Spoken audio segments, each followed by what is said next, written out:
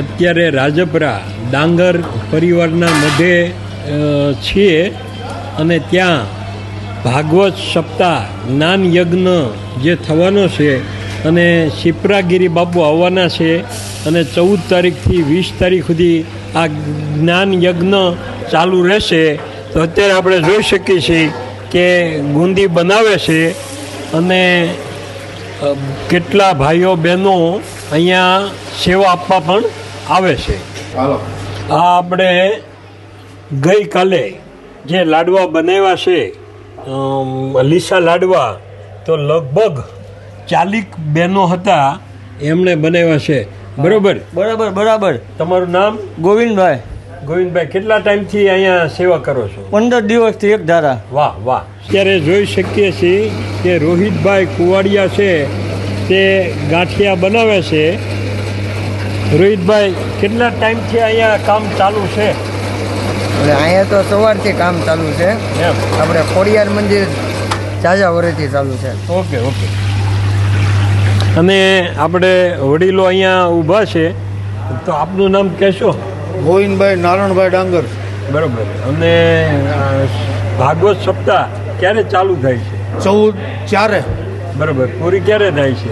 20/4. વક્તા કોણ છે? શિપ્રાગીરી બાપુ પાલનપુરવાળા.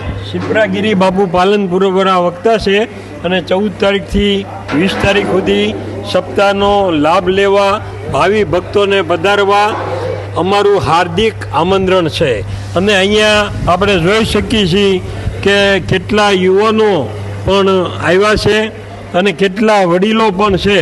તો આ બધા વડીલ બેઠા છે અને જ્યારે વડીલો ગામમાં આગળ હોય તો વડીલો આગળ આવે તો યુવાનોને હૂંફ મળે.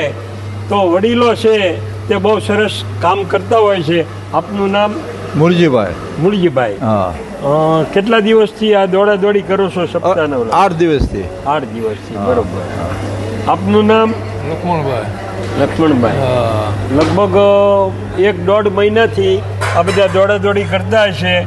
અને આપણે આ જગા બાપુ છે એણે સંકલ્પ કર્યો કે આપણે સપ્તાહ કરવી છે અને એનો સંકલ્પ પૂરો થવા જઈ રહ્યો છે. અને રાજપરા ગામના તમામ ભાઈઓ બહેનો ખૂબ જ સાથ સહકાર આપે છે. બરોબર જગાભાઈ? હા, બરાબર. ગુરુ મહારાજની કૃપા થઈ છે મારી ઉપર. ગુરુ મહારાજની આજ્ઞાનું પાલન થાય, શક્તિ આપે ગુરુ મહારાજ કે આવા અમારીથી ધાર્મિક કાર્ય થયા કરે ને અમારું રાજપરા ગામમાં સૌનું કલ્યાણ થાય એવી. ને ચામુંડામાં એવી સૌની માથે કૃપા એવી કરે કે કાયમ માટે હું રાજના દાદાની પૂજા કરું છું. હું ગામ બધાને સદબુદ્ધિ સારી આપે ને હું કે અમારી એવી ભાવ છે કે દાદાનો દરરોજ આખા ગામ તરફથી હું જળ ચડાવું છું કાયમિક માટે, બધાનું નામ લઈને ચડાવું છું. અમારા ગુરુ મહારાજની એમ જેમ મારી ઉપર કૃપા થઈ એવી આખા ગામ ઉપર મારો ગુરુ મહારાજ કૃપા કરે એવી અમારી વિનંતી છે. વાહ જગાભાઈ, વાહ.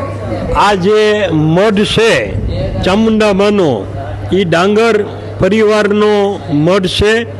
અને આપણે રાજપરા શમશાનની મેલડીમાં જે કહેવાય છે એની બાજુમાં તે આ સપ્તાહ શરૂ થવા જઈ રહી છે 14 તારીખથી 20 તારીખ. તો આ બધા જ ને લાભ લેવા વિનંતી છે. આપનું નામ? મુળુભાઈ તેજાભાઈ રબારી.